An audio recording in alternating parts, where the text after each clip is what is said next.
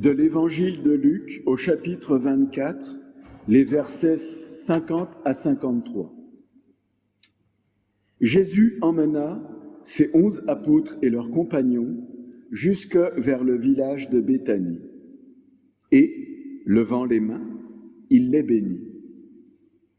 Alors qu'il les bénissait, il se sépara d'eux et fut enlevé au ciel. Et eux, après s'être prosternés devant lui, s'en retournèrent à Jérusalem en grande joie. Ils étaient continuellement dans le temple à louer et à bénir Dieu. Et dans les Actes des Apôtres, nous lisons au chapitre 1, les versets 4 à 14. Comme Jésus mangeait avec les apôtres qu'il avait choisis, il leur enjoignit de ne pas s'éloigner de Jérusalem, mais d'y attendre ce que le Père leur avait promis. Ce dont vous m'avez entendu parler, Jean a baptisé dans l'eau, mais vous serez baptisés dans l'Esprit Saint d'ici peu de jours. Eux donc, s'étant réunis, de lui demander « Seigneur, est-ce dans l'immédiat que tu vas rétablir le royaume au profit d'Israël ?» Il leur répondit « Ce n'est pas à vous de connaître le jour et l'heure que le Père a fixé de sa propre autorité. Mais quand le Saint-Esprit descendra sur vous, vous recevrez de la force et vous serez mes témoins dans toute la Judée et la Samarie et jusqu'aux extrémités de la terre. » Sur ces mots, il fut enlevé dans les airs sous leurs yeux et une nuée le déroba à leur vue. Comme ils tenaient les yeux fixés au ciel alors qu'ils s'en allaient, voici que se présentèrent à eux 2 hommes vêtus de blanc qui leur dirent « Hommes de Galilée, pourquoi restez-vous à regarder vers le ciel ? C'est Jésus qui vous a quittés pour être enlevé au ciel. Il reviendra de la même manière que vous l'avez vu s'en aller au ciel. » Ils s'en retournèrent alors à Jérusalem, quittant le mont des Oliviers. Ils montèrent à la chambre haute où ils avaient coutume de se tenir. C'étaient Pierre, Jean, Jacques et André, Philippe et Thomas, Barthélemy et Matthieu, Jacques, fils d'Alphée, Simon le Zélote et Jude, frère de Jacques. Eux tous d'un même cœur persévéraient dans la prière, ainsi que quelques femmes, notamment Marie, la mère de Jésus. Ses frères étaient là, eux aussi. Chers amis, est-ce que vous voudriez bien que nous écrivions ensemble un roman? Je n'entends pas de cri de protestation, donc je suppose que vous acceptez ce projet de prédication un peu inédit. Notre roman va se passer en 1894.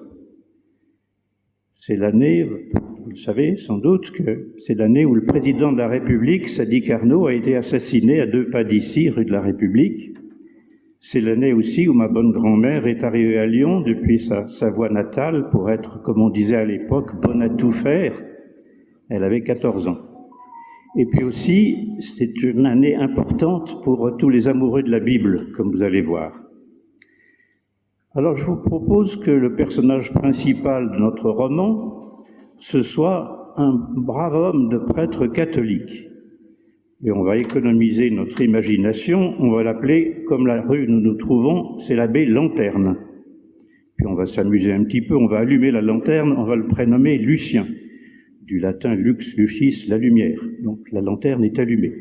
C'est l'abbé Lucien Lanterne. Voilà. Et cet abbé Lucien Lanterne, il est curé de la paroisse de l'Ascension. Oh, ça tombe bien, hein? Curé de la paroisse de l'Ascension.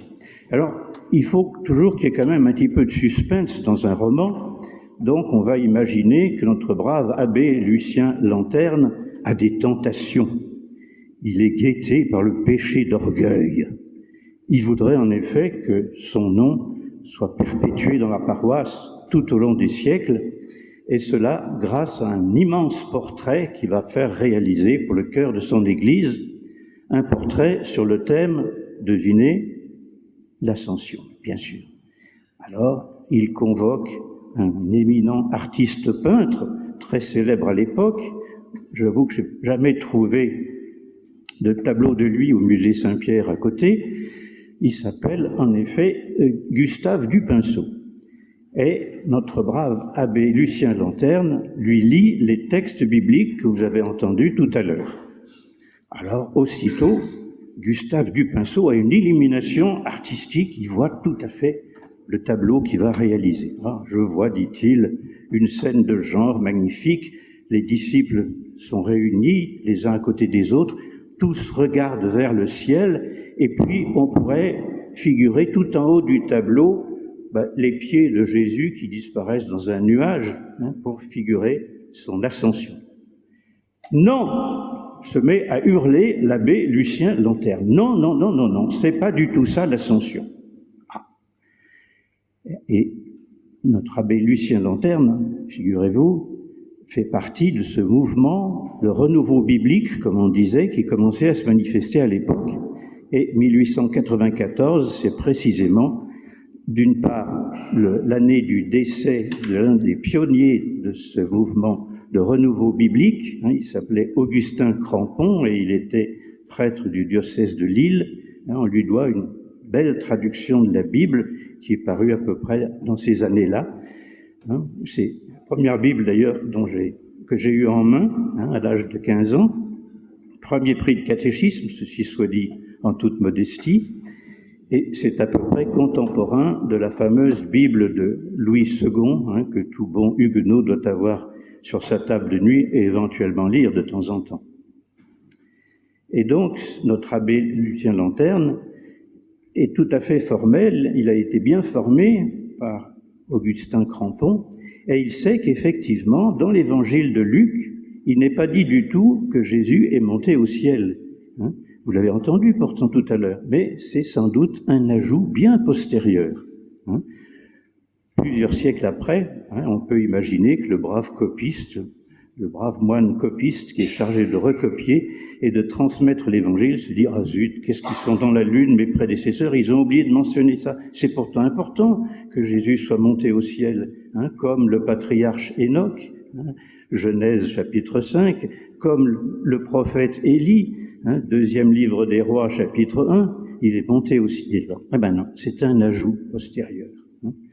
Ça s'est fait bien après. De même, on peut imaginer que la phrase suivante, les apôtres se prosternèrent devant Jésus, est sûrement un ajout, c'est pas très logique. Si Jésus n'est plus là, comment ils ont pu faire pour se prosterner devant lui, franchement?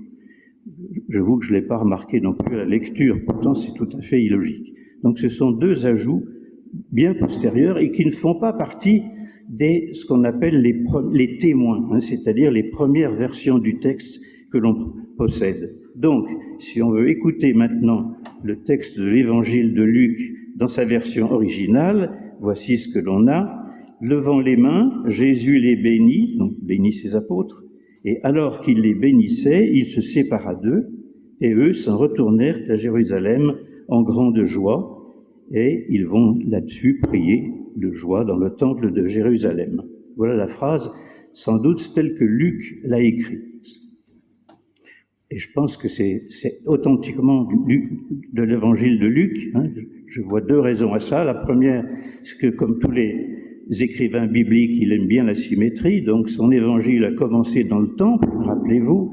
Le prêtre Zacharie va célébrer le culte de l'encens et puis il a la visite d'un ange qui lui annonce la naissance tout à fait improbable de son fils qui deviendra Jean-Baptiste.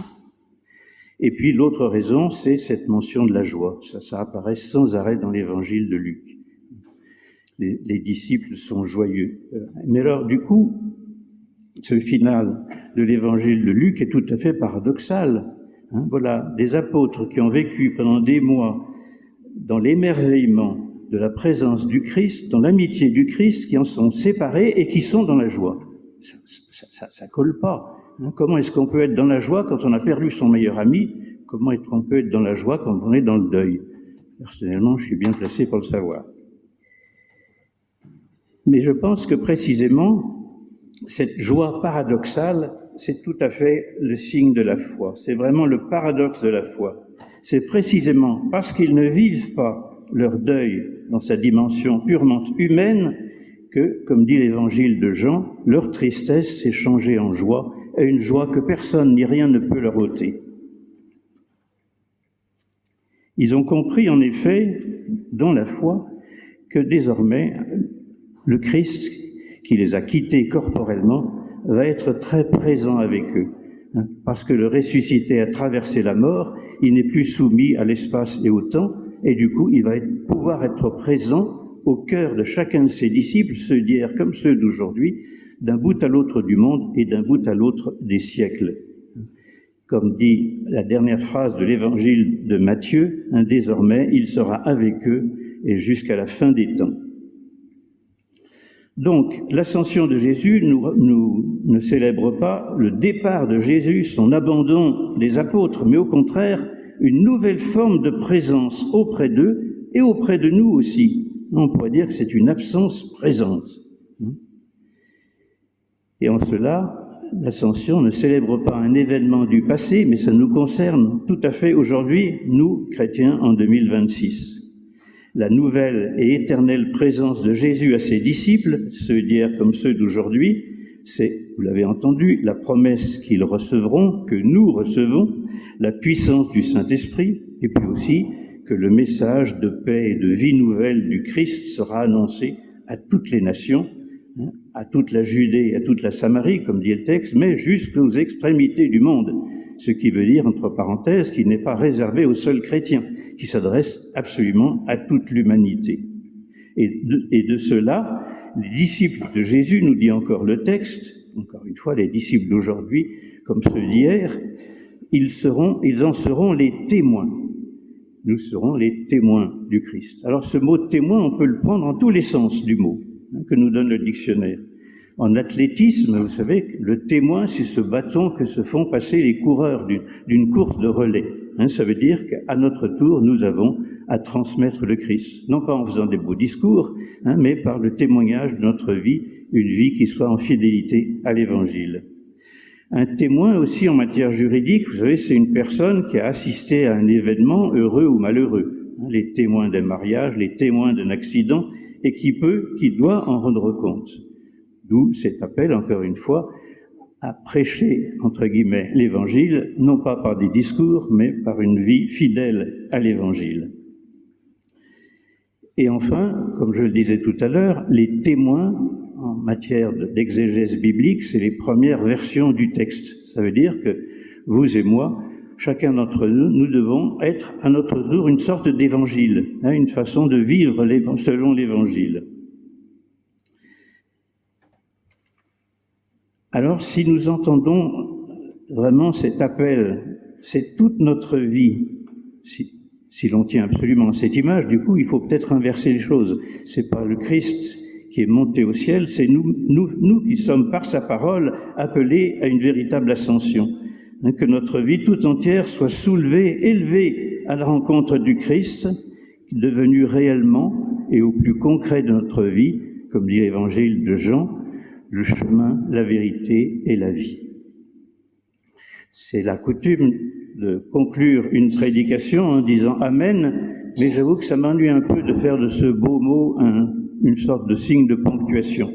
Alors je vous invite plutôt, chacune et chacun d'entre vous, à ratifier avec « Amen ». Amen, pour les Juifs du temps de Jésus, c'était une façon de conclure un accord commercial par exemple, ça voulait dire d'accord, voire même top là. Donc je vous invite, chacune et chacun d'entre vous, à dire dans votre cœur « Amen » à cet appel du Christ, à être ses témoins par une vie qui reflète de l'Évangile.